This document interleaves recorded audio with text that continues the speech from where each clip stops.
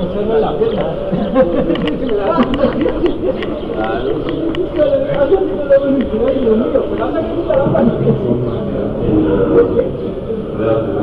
Grecia tenemos el nacimiento de la filosofía dedicada a la física, dedicada a las cosas naturales, y la filosofía dedicada a las cosas humanas.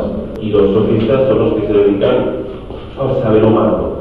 Protágoras, Gorgias, y de ahí Sócrates, y de ahí Platón, y de ahí Aristóteles.